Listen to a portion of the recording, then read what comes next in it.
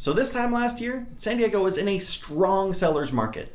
What does that mean? That means there were a lot of people wanting to buy homes, but not very many homes available.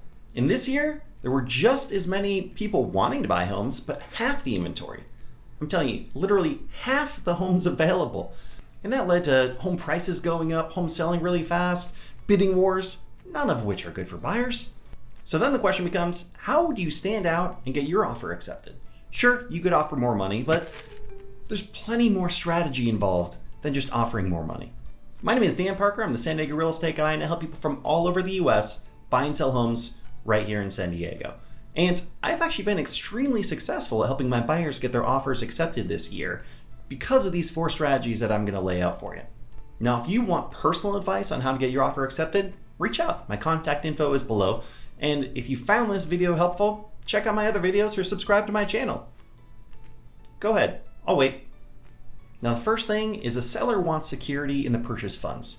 What that means is, it's more than just numbers on a piece of paper to them. If they have 5, 10, 20 offers, every single offer is going to have a different purchase price, but there's more to it than that. You want to make sure that the offer is going to go through, because even though it's a legally binding contract, deals fall through all the time. That's why cash offers are so highly regarded in this industry, and the term is used all the time. Cash is king.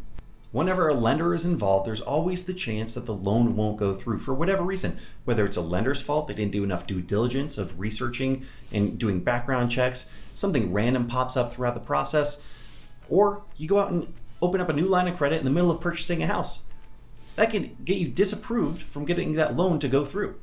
The reality is, stuff happens. Things fall through. Now I'm going to give you a real world example that happened just last month. I had some clients that wanted to purchase a property. They knew that there were already a handful of offers in, but we started to get the sense that maybe the seller wasn't super confident on those offers going through, or the loans being able to go through in the process. So what we did to show the seller that we were really serious, that we were really approved and ready to go, and there were no issues to worry about, was we had their lender call the seller, call the listing agent, and talk to them about the vetting process that they used for that pre-approval. They gave the seller confidence that we're going to be able to get funded and it's going to be able to go through. Guess who ended up winning out on that deal? My clients. And I also just want to note here, we absolutely did not have the highest offer in. Now, the second strategy I utilize is to give confidence in the buyers.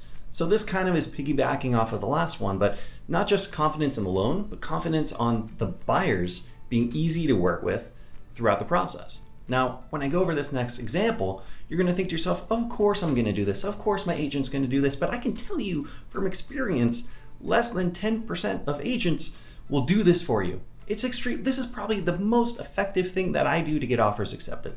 So before you actually submit an offer, you need to pick up the phone, call the seller, call the seller's agent, and find out what's important to them.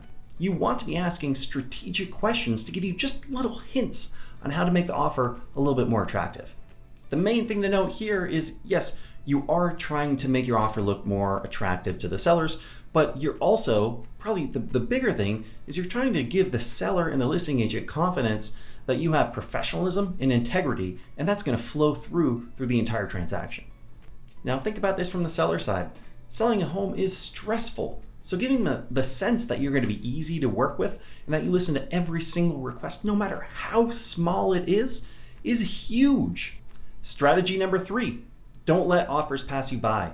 Now, it hopefully should go without saying that when the market is really hot and it's really competitive for buyers, homes are going to sell really fast.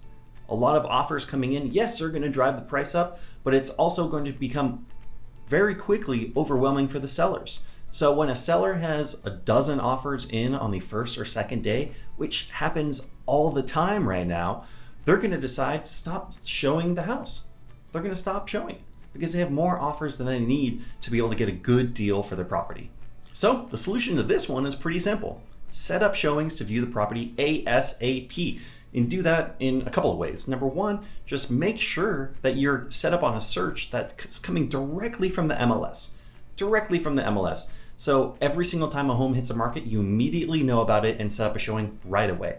The second thing that you could do, and this is kind of an insider tip here, is you can check out coming soon properties.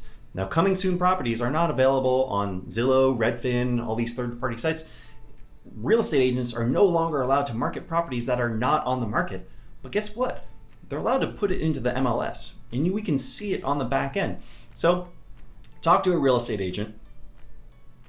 Talk to a real estate agent that views these coming soon properties every single morning. And if something comes up that matches your criteria, make sure they're reaching out to you so that you can set up a showing, maybe even before the property hits the market. That's going to give you a huge advantage in this crazy, crazy market. So we've already discussed a couple strategies that are going to make you stand out, but let's say those didn't work or you weren't able to get through. This is the last chance to be able to humanize yourself instead of just being numbers on a piece of paper. So just think for a moment, what is your personal story? What is it about home ownership that is important for you if you're a first-time buyer? What is it about this house specifically in this neighborhood that is so incredibly important for you? Well, take the time to put the stuff down on paper and include it with the offer that you're submitting. I know numerous people that have been able to get their offer accepted for tens of thousands of dollars below the next highest offer or the highest offer, and they got their offer accepted. Why? Because they were able to engage on a personal level with the seller by having this personal letter. Now, a quick word of caution on personal notes, and this is important. It is against federal law to pick or reject a buyer based on protected classes. And that's talking about race, religion, familial status, sex. It's called fair housing laws. In fact, because of this, some agents actually discourage their buyers from writing personal letter altogether. Personally, I'm all for personal letters, and I feel like I have to be because I know how powerful they can be. But you need to make sure that you're being careful. Don't talk about wanting to live somewhere because it's so close to your church. Don't talk about your family, your kids. It may not even be a good idea to submit a photo, but there's still ways that you can relate.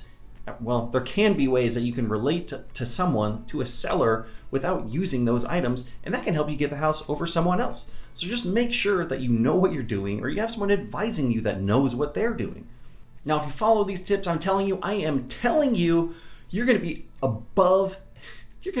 95% to 99% above the competition. There's no question. You're going to stand out, and you're going to give yourself a way better chance of getting your offer accepted. Now, I really hope you found that helpful. Thank you so much for watching this video. Subscribe to my channel, give me a thumbs up, do all the things to help my channel out. And until next time.